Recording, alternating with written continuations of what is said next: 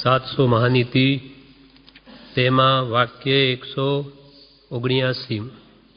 179 वाक्य एमा परम कृपाळु देवे जणाव्युं स्व आत्मभक्ति करूं, स्व आत्मभक्ति करूं, स्वात्मभक्ति करूं एटले पोताना आत्मानी भक्ति करूं।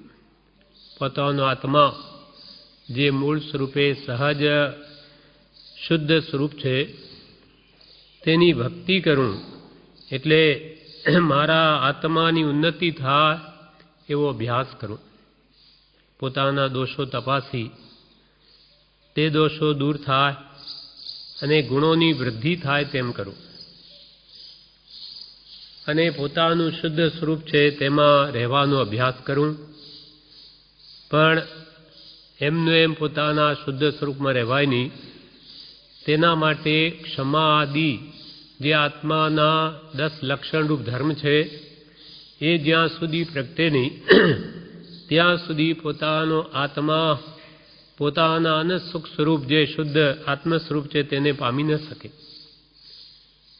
10 लक्षण रूप धर्म शू है तो कि उत्तम क्षमा, आर्दव, मार्जव, सत्य, सोच, संयम, तप, त्याग, अकिंचन्य ने ब्रह्मचर्य ए 10 लक्षण रूप जे आत्माना स्वाभाविक गुणों है ए ज्यां सुधी जीव में प्रकट न थाय त्यां सुधी आपणो आत्मा पोताना शुद्ध स्वरूप में रही न सके।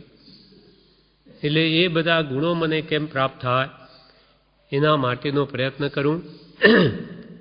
एटले वर्तन में जेथी मारा आत्मा ने शांति मळे एवा सम्यक दर्शन, सम्यक ज्ञान, सम्यक चारित्र, सम्यक तप, क्षमा आदि गुणों प्रगटे तो ज आपणो आत्मा पोताना स्वभाव में रही सके। भगवान तीर्थंकरो केवड़ी भगवंतो महावीर भगवान हो कि ऋषभदेव हो, शांतिनाथ हो कि पार्श्वनाथ हो ए बधा पोताना शुद्ध सहजात्म स्वरूप ने पामी गया छे। पोतानो आत्मा सर्व कर्मलथी रही तेमणे कर्यो अनंत पुरुषार्थ करीने माटे ए पोताना शुद्ध सहज आत्म स्वरूप में रही सके छे। निश्चय ने मूल स्वरूपे आपणो आत्मा पण एवो ज छे। भगवान पार्श्वनाथ के भगवान महावीर एक अनादिकाल थी महावीर के पार्श्वनाथ नहोता ए पण पहला तो आपड़ा जेवा ज हता। आपणे तो मनुष्य छीए आपणो आत्मा, पण भगवान महावीर तो सिंहना भवमां हता। आम तो नैसारना भवमांथी एमने सम्यक निष्पर्शना थाय छे पण पाछुं ए वमी नाखी त्यांथी भव गणाय छे। पण सिंह एम तो खरेखर तो सम्यक दर्शन एमने भगवान ऋषभदेवना समयमां थई गेलो। मरीची भरत महाराजाना पुत्र था। ऋषभदेव भगवान पासे दीक्षा लीधेली पण ए चर्या चारित्र पाड़ी न शक्या એટલે ત્રિદંડી બનીને પોતાનો માર્ગ જુદો ચલાવ્યો અને ધર્મ એ છે ને ધર્મ ત્યાંય છે એવું મિથ્યા વચન કહેવાથી એ કોડા કોડી સાગરોપમ સુધી ભગવાન મહાવીર સ્વામીના જીવને રઝળવું પડ્યું। પણ એ જ આત્મા કઈ કઈ સ્થિતિમાં પહેલાં ભટક્યા છે અને અંતે પોતાના શુદ્ધ સ્વરૂપને પામ્યા પુરુષાર્થ કરીને તેમ सिंहना भवमांथी फरी जागृति आवे એટલે સિંહમાંથી ભગવાન મહાવીર બની ગયા કે પાર્શ્વનાથ ભગવાનની શરૂઆત હાથીના ભવમાંથી થઈ। હમણાં આપણે પાર્શ્વનાથ ભગવાન ચરિત્ર વાંચીએ, હાથીના ભવમાંથી સમ્યક દર્શન પામીને આગળ વધી 10મા ભવમાં પાર્શ્વનાથ ભગવાન થાય છે। તો હાથીમાંથી પાર્શ્વનાથ થઈ શક્યા, સિંહમાંથી મહાવીર સ્વામી બની શક્યા। तो आपणे तो मानव छीए, आपणे मनुष्य भाव मळेलो छे तो आपणे पुरुषार्थ करीए तो केम न पामी शकाय। निश्चय ने स्वरूप आपणुं के भगवान महावीरनुं के ऋषभदेवनुं बधानुं एक ज छे। आपणे कर्ममेलथी मलिन छीए, ज्यारे ए आत्माओए पोताना कर्ममेलने हटावी पोतानुं शुद्ध स्वरूप प्राप्त करी लीधुं छे।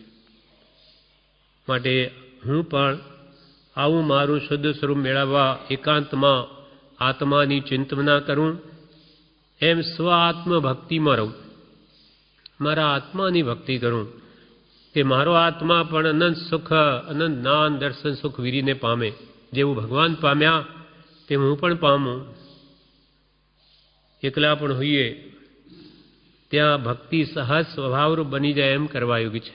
આપણે ગમે ત્યાં જઈએ પણ આપણા સ્વરૂપની ભક્તિ ભૂલવી નહીં, સ્વરૂપનો લક્ષ્ય. અને એના માટે જે ભક્તિ, સ્વાધ્યાય, જપ, તપ, પૂજા આદિ જે કરતા હોઈએ એ કર્મ તો જ એ સ્વ આત્માની ભક્તિ કરી ગણાય. એટલે કૃપાલદેવ અહીંયા કહ્યું સ્વ આત્મ ભક્તિ કરો, સ્વાત્મ ભક્તિ કરો. એટલે મારા આત્માની ઉન્નતિ થાય, મારો આત્મા પણ ભગવાન સ્વરૂપ જ છે, એ મારું સ્વરૂપ પ્રગટે એવો અભ્યાસ કરો. હવે 180મું વાક્ય છે સામાન્ય ભક્તિ કરો. પેલું તો સ્વાત્મ ભક્તિ કરો એમ કહ્યું. એ 180મા વાક્યમાં એમ લખ્યું કે સામાન્ય ભક્તિ કરો. સામાન્ય એટલે બધાની સાથે કાં એકાંતમાં સમૂહ ભક્તિ વા રોજિંદા વ્યવહારમાં જે ભક્તિ કરીએ છીએ તે સામાન્ય ભક્તિ.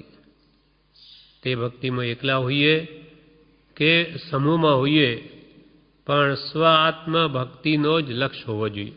જેમ કે આપણે બધા ભગા બેસીને ભગવાનની ભક્તિ કરીએ છીએ કે સ્વાધ્યાય કરીએ, તેમાં લક્ષ્ય શું હોવો જોઈએ? મારા આત્માનું કલ્યાણ થાય, મારો આત્મા ભગવાનના કહેલા ઉપદેશને સમજે, સમજીને એને માન્યા પછી તે પ્રમાણે કરે. તત્વ ભગવંતે કહેલું તત્વ જાણવું તે સમ્યક જ્ઞાન, અને એને તે પ્રમાણે માનવું તે સમ્યક દર્શન, અને તે પ્રમાણે વર્તવું તે સમ્યક ચારિત્ર. સમ્યક દર્શન, જ્ઞાન, ચારિત્રાણી મોક્ષ માર્ગ. આ સર્વ કર્મથી છૂટવાનો માર્ગ છે. એટલે સમૂહમાં હોઈએ કે એકલા હોઈએ પણ ભક્તિનો લક્ષ્ય તો પોતાને જન્મ મરણથી છોડાવવાનો જ હોવો જોઈએ. લોકોને દેખાવા માટે નહીં કે ભાઈ હું ભક્તિ કરું છું, લોકો જાણે કે આ તો ભગત છે, બહુ સારો માણસ છે, એના માટે નથી. કાં મને દેવલોક મળે, કાં મને પૈસા મળે, પુત્ર મળે, એના માટે ધર્મ નથી, એના માટે ભક્તિ નથી. ભક્તિ તો પોતાના ભગવાનના અનંત ગુણોમાં પ્રીતિ ઉત્પન્ન કરવા માટે છે. કેમ કે એ ગુણો પોતાને પ્રાપ્ત થાય તો પોતે જન્મથી મુક્ત થાય. મોટામાં મોટું દુઃખ શું છે? તો કે જન્મ, જરા અને મૃત્યુ મુખ્ય દુઃખના હેતુ. જન્મ, જરા અને મૃત્યુ, વારંવાર જન્મવું, વારંવાર વૃદ્ધાવસ્થાને પામવું, વારંવાર મરણને શરણ થવું, એ મુખ્ય દુઃખના હેતુ.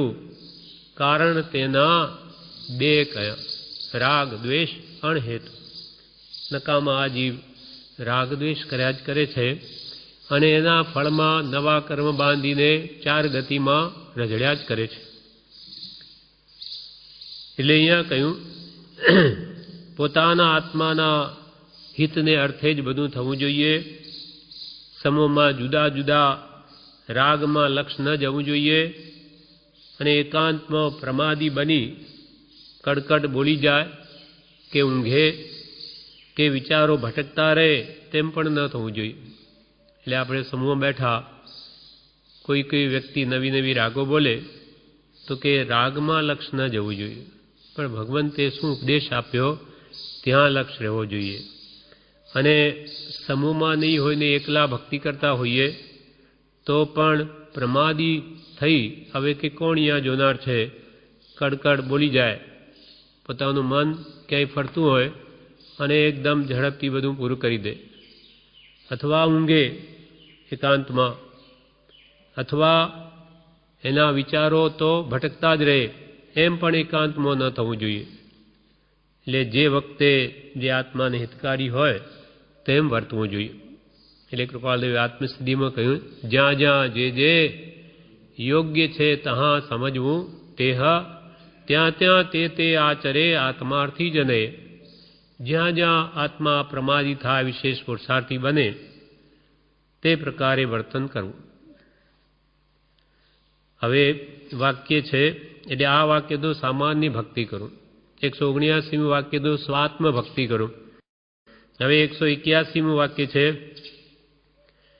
અનુપાસક થાઉં. અનુપાસક થાઉં એટલે શું? તો કે લોકો ક્રિયા જડપણે કરે છે.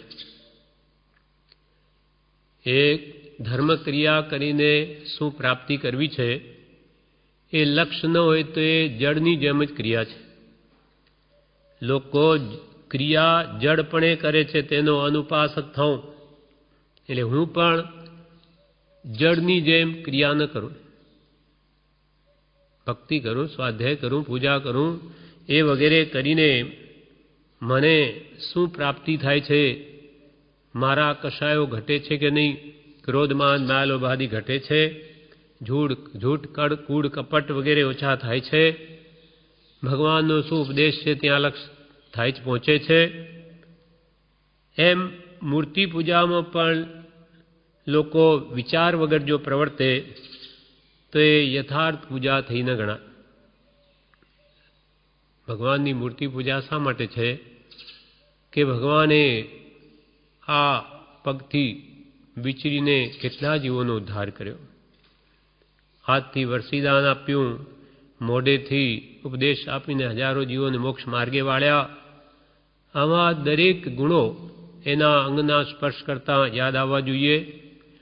अने साथे भगवंतनो मुख्य उपदेश शुं छे तो के राग द्वेष ने घटाडो, क्रोध मान माय लोभ ने हटावो. एवो जे उपदेश कर्यो ए पूजा करता जो स्मृति में आवे अने आपणुं जीवन में ए दोषो घटे तो भगवान की पूजा यथार्थ है.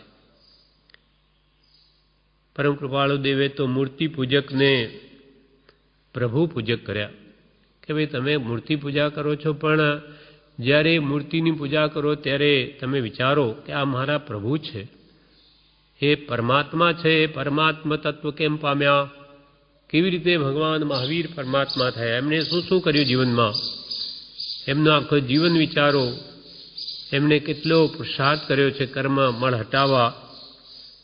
एटले ए गुणोने याद करे तो ए प्रभुने पूजा कहेवाय. एम श्री रत्नराज स्वामीए लख्युं छे.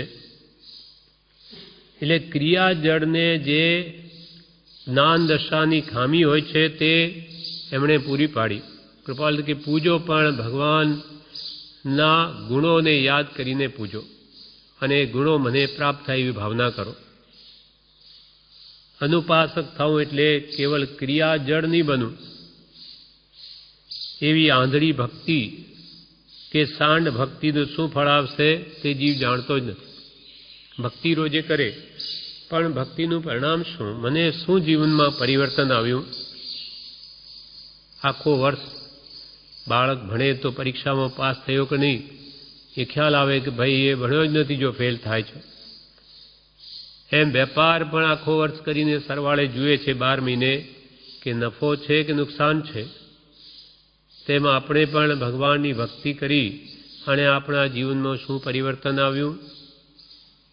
कई झगड़ा कजिया क्लेश वगैरह घट्या, नम्रता आवी, लघुता आवी कि अभिमान एमने एम ज छे, झूठ प्रपंच घट्या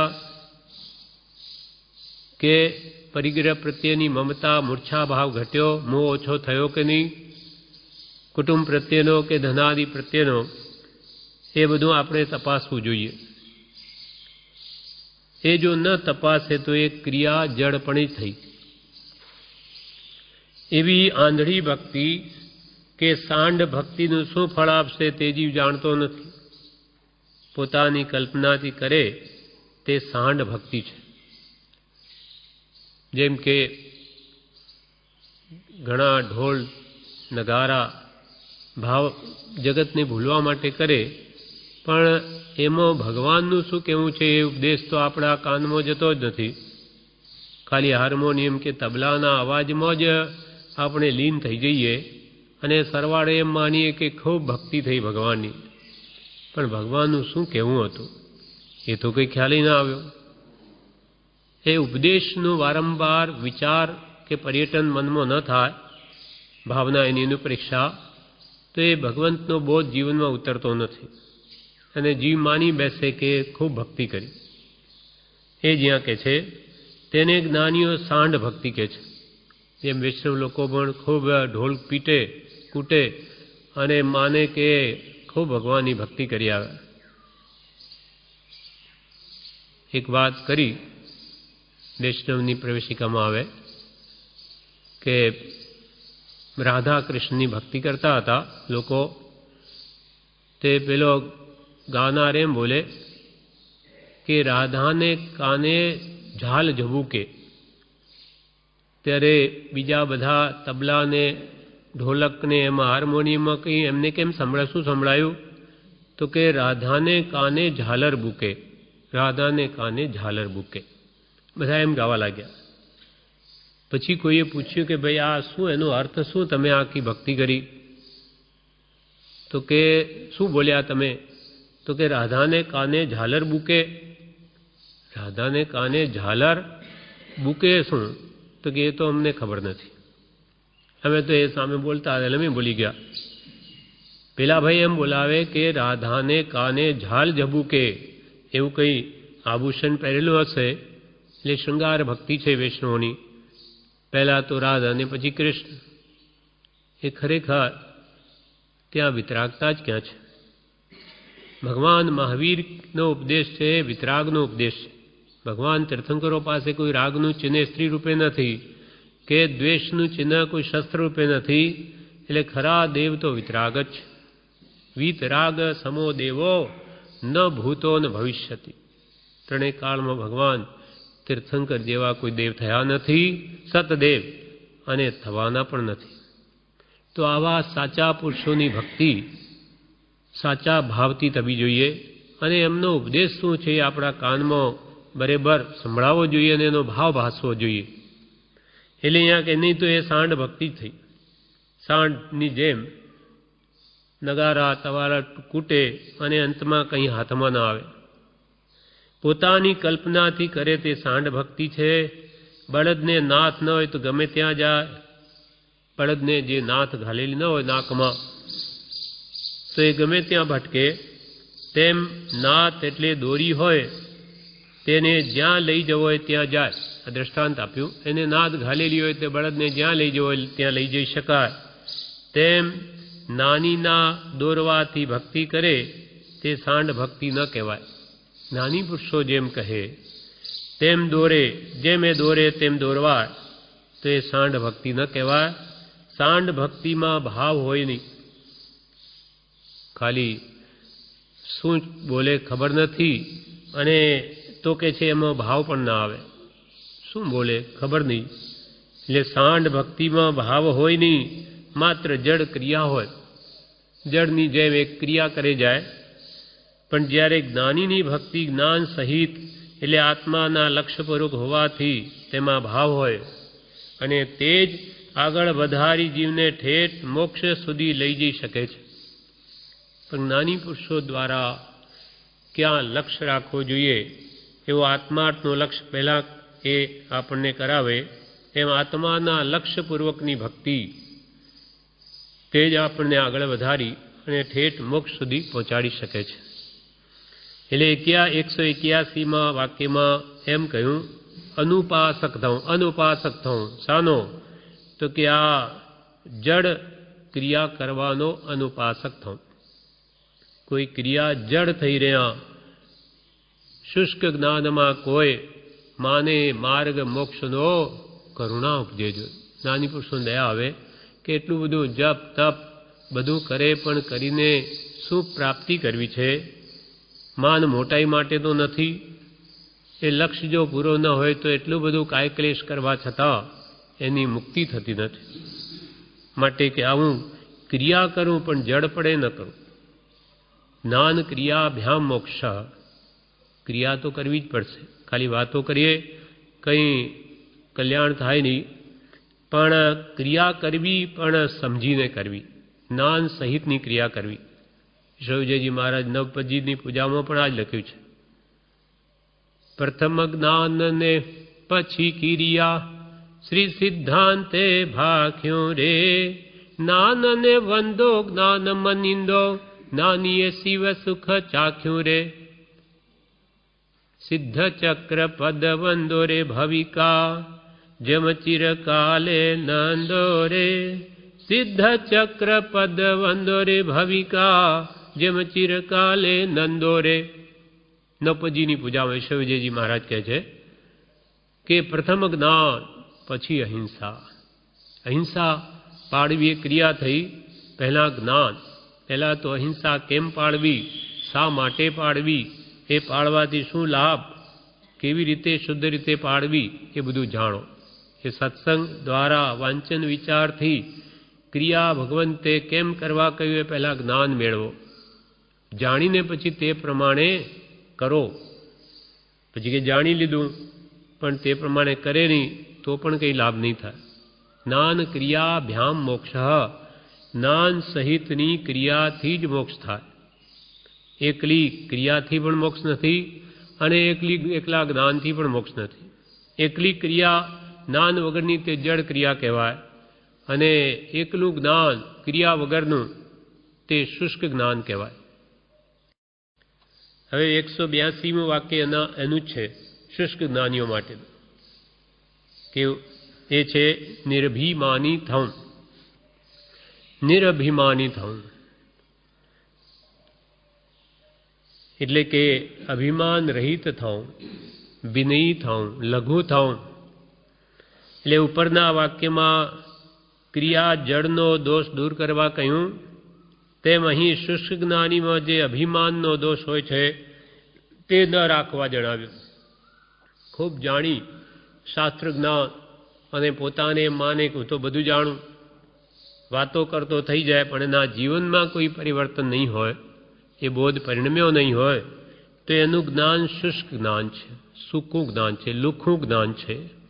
એ પણ એને આત્મકલ્યાણમાં સાધનરૂપ નહીં થાય, કેમ કે એ જ્ઞાન પોતામાં એને પરિણમાવ્યું નહીં. ખાલી જાણી બીજાને કહીને સંતોષ માન્યો તો એ શુષ્ક જ્ઞાની કહેવાય. અને એનું પાછું એને અભિમાન હોય કે હું તો બધું જાણું, બીજાને શું ખબર. તો કે છે એ મોટામાં મોટો દોષ છે. હું જાણું છું, હું સમજું છું એવું અભિમાન હોય તો એ મોટો દોષ છે.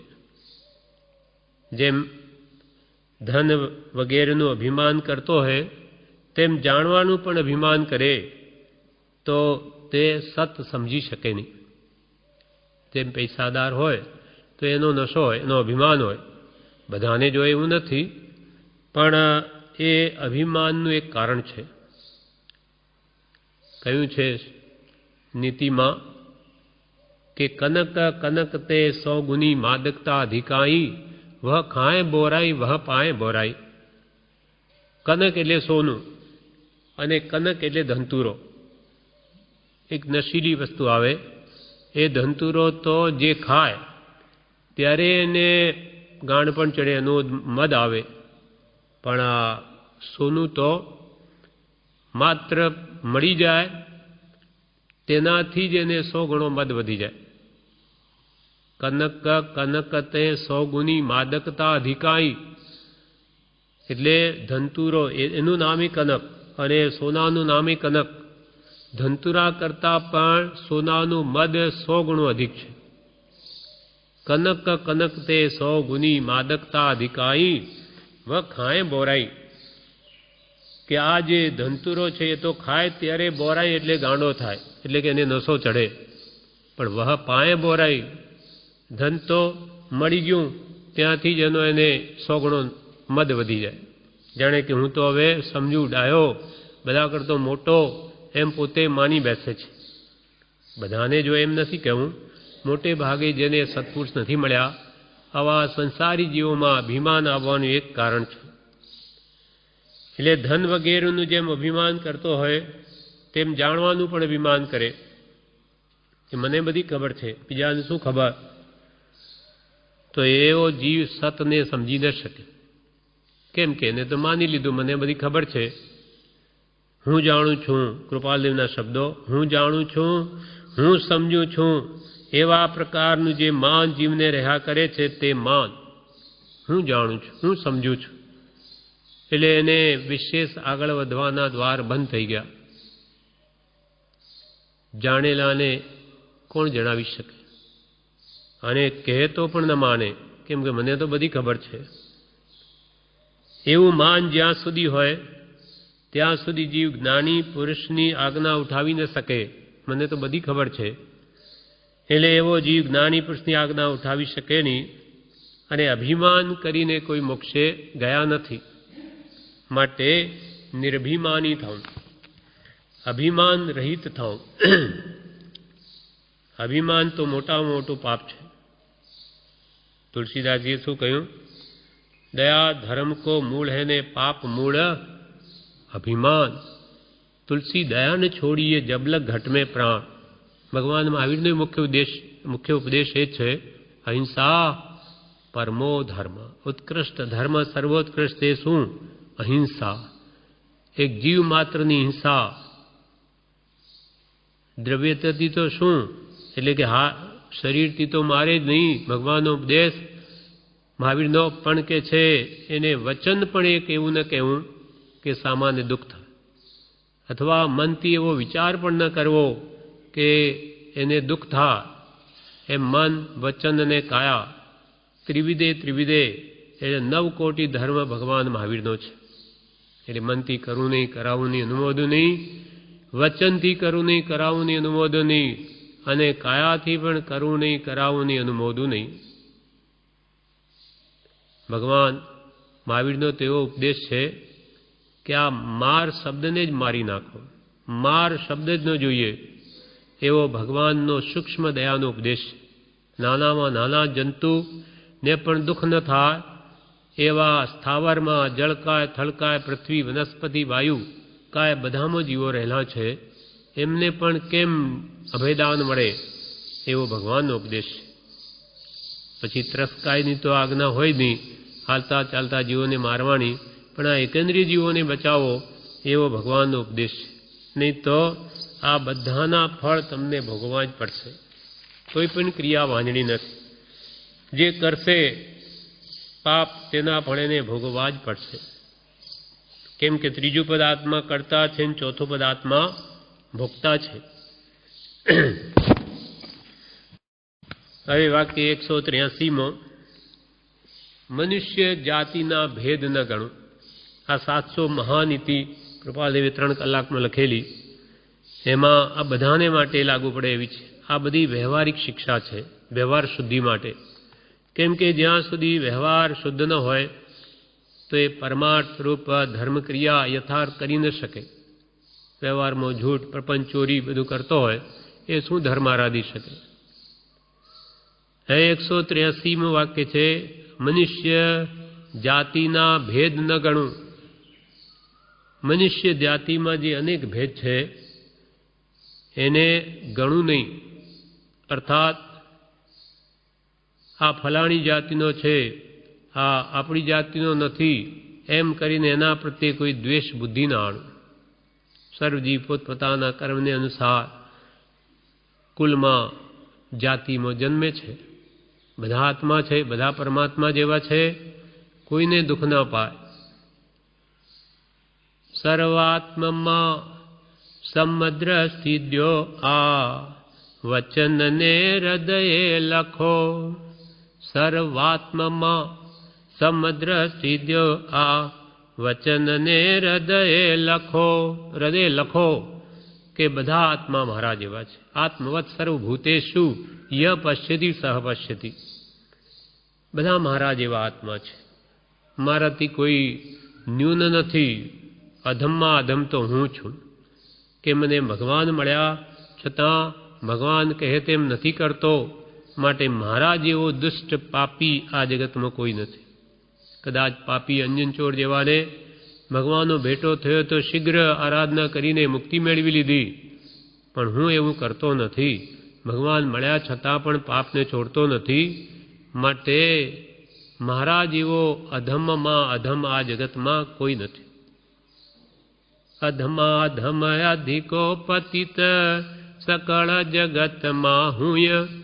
એ નિશ્ચય આવ્યા વિના સાધન કરશે સુય.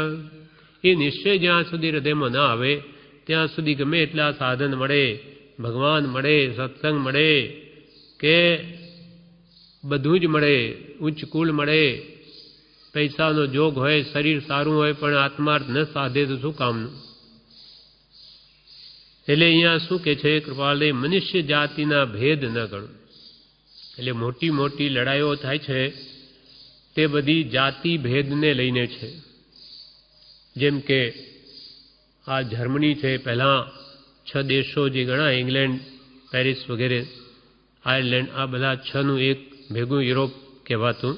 એ બધી લડાઈઓ એકબીજાની વચ્ચે શા માટે થતી હતી? તો કે આ તો જર્મની છે, જર્મન, આ ફ્રેન્ચ છે, આ તો અંગ્રેજ છે વગેરેના ભેદને લઈને લડાઈ. અથવા આ તો આર્ય અને આ અનાર્ય લોકો, આ મ્લેચ્છ લોકો, આવા ભેદથી ઝઘડા થાય. અથવા મુસલમાન અને હિન્દુ એ બેમાં પરસ્પર તિરસ્કાર થઈ જાય છે. આ બાહ્ય દ્રષ્ટિ છે. અહીંયા આત્મિક દ્રષ્ટિ લાવવા માટે કે છે. એટલે જેને દેહ દ્રષ્ટિ છે તેને આ બધા ભેદો છે કે આ તો મુસલમાન અથવા આ તો હિન્દુ.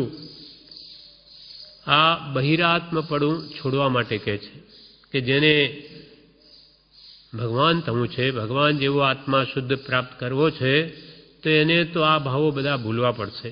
બધા આત્મા છે મારા જેવા. આવું બહિરાત્મપણું છોડવું પડશે. અને અંતે હું મનુષ્ય છું એ માન્યતા પણ અંતે તો છોડવાની છે. જેમ એક દિગંબરે પ્રભુશ્રીને પૂછ્યું, કેમ કે દિગંબર સંપ્રદાયમાં સ્ત્રીનો મોક્ષ નથી એમ માને છે. એટલે પ્રભુશ્રીને એને પૂછ્યું કે જાણે સ્ત્રીનો મોક્ષ થશે કે નહીં, જાણે હમણાં ના પાડશે. એટલે પૂછ્યું કે પ્રભુ સ્ત્રીનો મોક્ષ થાય? ત્યારે પ્રભુશ્રી કહે, પ્રભુ મોક્ષ તો સ્ત્રીનો ન થાય અને મોક્ષ તો પુરુષનોય નહીં થાય. મોક્ષ તો પ્રભુ આત્માનો થાય છે. આત્મામાં જ્યાં સુધી હું પુરુષ છું કે સ્ત્રી છું એ ભાવ જ્યાં સુધી રહેશે ત્યાં સુધી મુક્તિ ન થાય. એટલે અંતે તો હું મનુષ્ય જાતિનો છું એ પણ છોડવું પડશે. એ ભાવે હું તો આત્મા છું, અનંત જ્ઞાન દર્શન સુખ વીર્યનો સ્વામી છું. આ તો એક પર્યાય છે, અવસ્થા છે, અને એ તો જવાની. આવા એવી અવસ્થાઓ તો અનંત વાર ધારણ કરી. મનુષ્ય પણ થયા, ઢોર પશુ પણ થયા, દેવ પણ થયો, નારકી પણ થયો, બધું ગયું. અને હજુ પણ સ્વસ્વરૂપને સમજીને મુક્તિને ન મેળવે તો હજુ જન્મ મરણના ફેરામાં જ ફરવું પડશે. 84 લાખ જીવાયોની છે, અનંત દુઃખ છે. એટલા માટે કે તમને આ જોગ મળ્યો. હવે સર્વ આત્મામાં સમદ્રષ્ટિ લાવી. આ લાવવાથી શું ફાયદો થાય? તો કે રાગદ્વેષ ઘટે. બધા મારા જેવા આત્મા છે, હું કોને દુઃખ આપું? કોઈ મને દુઃખ આપે તો મને ન ગમે, તો હું બીજાને દુઃખ આપું તો બીજાને કેમ ગમે? મને કોઈ વચનથી ગાળ દે તો ન ગમે, તો હું બીજાને ગાળ દઉં તો બીજાને કેમ ગમે? મારું કોઈ બુરું ચિંતવે મનથી, મને ન ગમે, તો હું કોઈનું બુરું ચિંતવું તો બીજાને કેમ ગમે? એમ બધા મારા જેવા આત્મા છે. એ ભાવ લાવી અને આ બધી કલ્પનાઓ જ્ઞાનીઓ કે મૂકી દઈ. આત્મવત સર્વભૂતેશ, બધાને પોતાના આત્મા સમાન જુઓ. આ વાત સમાધિ શતકમાં પૂજ્યપાદ સ્વામીએ એ ગાથામાં કહી છે. નર દેહે રહે તો તે આત્માને નર માનતો, તિર્યંચ દેહમાં ઢોર દેવાંગે સુર જાણતો. અજ્ઞાની એવો આપણો આત્મા એ પોતાના સ્વરૂપને નથી જાણતો ત્યાં સુધી નરદેહમાં, જેમ આપણે આજે મનુષ્ય દેહમાં છીએ, તો એને જ આપણું સ્વરૂપ માનીએ. એ શરીર તે જ હું, હાડકા ચામડા એ જ હું. નર દેહે રહે તો તે આત્માને નર માનતો. આપણે આ મનુષ્ય પર્યાયમાં છીએ, એટલે આ નર પર્યાય મનુષ્યને જ એમાં એને આત્મા માની છે, એ જ હું. તિર્યંચ દેહમાં ઢોર, ઢોર પશુની યોનિમાં ચાલ્યો જાય તો હું તો પશુ, હું તો વાંદરો. આત્મા વાંદરો થઈ ગયો. એ કર્મનું સ્વરૂપ છે. આની આ પુણ્ય બળે દેવલોકમાં જન્મે તો દેવાંગે સુર જાણતો, હું તો હમણો દેવ છું, દેવલોકમાં છું, એટલે જાણે કે હું તો અનાદિકાળથી અહીંયા જ છું. નારકી નરકે જાણે, નર્કમાં જાય તો હું તો નારકી છું. પણ અજ્ઞાની તેમ તે નથી. જેમ એ અજ્ઞાન વશ મોહ વશ પોતાના સ્વરૂપના ભાન વગરનો છે, માટે તે તેમ માને છે. પણ આત્મા મૂળ સ્વરૂપે તો કેવો? તો કે અનંત જ્ઞાન શક્તિમાન. અનંત જ્ઞાન, જે જ્ઞાનાવણી, દર્શનાવણી, અંતરાય અને મોહની કર્મ, ચાર જે ઘાતિયા કર્મ છે, એ ભગવાન તીર્થંકરોના ક્ષય થયા, કેવડીઓના. એટલે કેવળ જ્ઞાન પ્રગતિને અનંત નાનાવણીય કર્મ ક્ષય થવાથી અનંત જ્ઞાન ગુણ પ્રગટ્યો. દર્શનાવણીય ક્ષય થવાથી અનંત દર્શન ગુણ પ્રગટ્યો. અંતરાય કર્મ ક્ષય થવાથી અનંત વીર શક્તિ પ્રગટી. અને મોહનીય કર્મ ક્ષય થવાથી અનંત સુખ ગુણ પ્રગટ્યો. જે આત્માના સ્વભાવ છે આ બધા. તો કે અનંત જ્ઞાન શક્તિમાન એવો આત્મા છું. સ્વગમ્ય એટલે પોતાનો અનુભવ થાય એવો, મારા આત્માનો મને જ અનુભવ થાય. સ્વગમ્ય અચલ સ્થિતિ, અચલ સ્થિતિનો ધારક એવો આત્મા છું.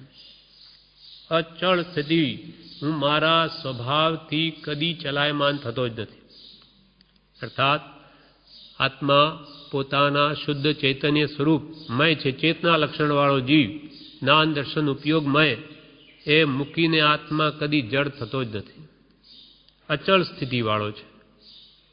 નર દેહે રહે તો તે આત્માને નર માનતો, તિર્યંચ દેહમાં ઢોર દેવાંગે સુર જાણતો.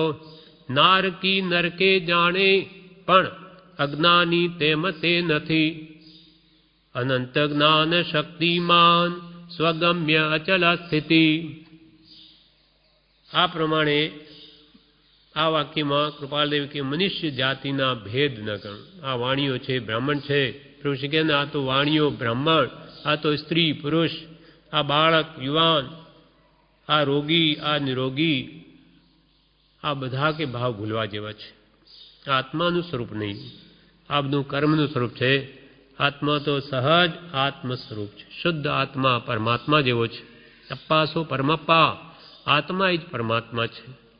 હવે આપણું પરમાત્મા સ્વરૂપ કેમ પ્રગટે? તો કે ભગવાન તે આપણને જે ઉપદેશ આપ્યો, એ માર્ગ બતાવે એ પ્રમાણે જે વર્તે તો જરૂર પોતાનું અનંત સુખ સ્વરૂપ બહાર આવે. અને કર્મ મેલ નાશ પામે. જેમ કપડું મેલું હોય તો જેમ જેમ ધોઈએ તેમ એની સફેદાઈ બહાર આવે, તેમ કર્મ મેલ જેમ જેમ નાશ પામે તેમ આત્માની શુદ્ધતા, અનંત દાન, દર્શન, સુખ, વીર્ય, અનંત શક્તિઓ છે એ બધી બહાર આવે. આપણા આત્મામાં, દરેક આત્મામાં ભગવાન મહાવીર કહે એવી શક્તિ પડી છે કે તમે અહીંયા બેઠા આખું વિશ્વ તમારામાં જ દેખાય. પણ આજે બધું આવરણ છે, દર્શનાવરણીય. આખા વિશ્વમાં શું થઈ રહ્યું એ બધું તમને જણાય, પણ આજે જ્ઞાનાવરણીના પડલ છે.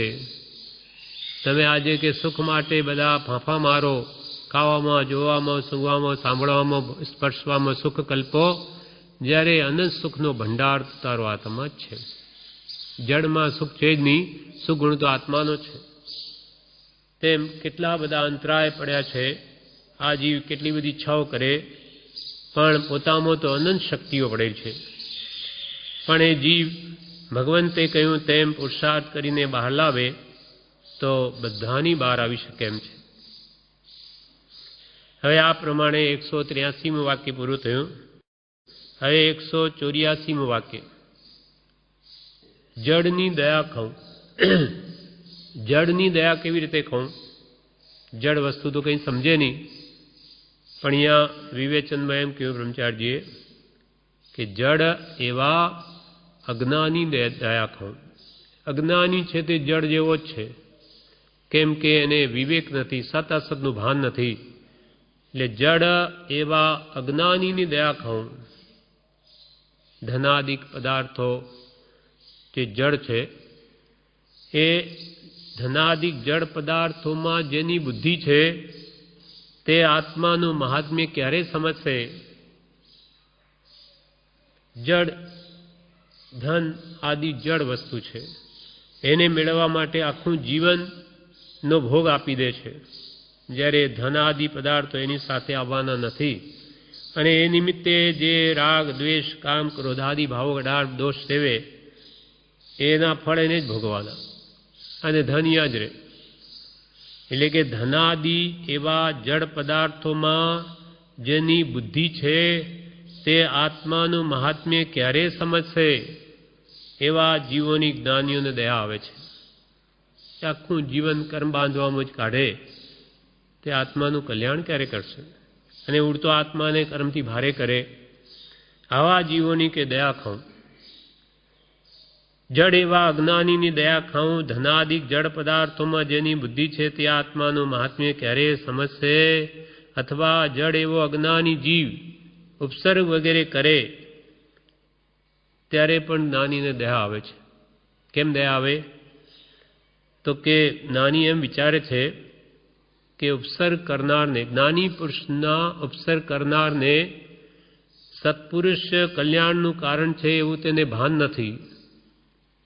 નહીં તો તે તેમની પૂજા કરે, એમને દુઃખ ના આપે. ઉત્તમ મહાત્માઓને જો એને જાણમાં હોય કે આ તો પવિત્ર પુરુષો છે તો કોઈ દુઃખ ના આપે, ઉપસર્ગ ન કરે. પણ અજ્ઞાની છે, એને ખબર જ નથી સત શું અસત શું. એ ભાન ન હોવાથી એ જ્ઞાની પુરુષોને પણ દુઃખ આપે અને અનંત સંસાર વધારે. ભગવાન મહાવીરનું જ્યાં દ્રષ્ટાંત આપે છે કે મહાવીર સ્વામીને સંગમ દેવતાએ મારણાંતિક ઉપસર્ગ કર્યા.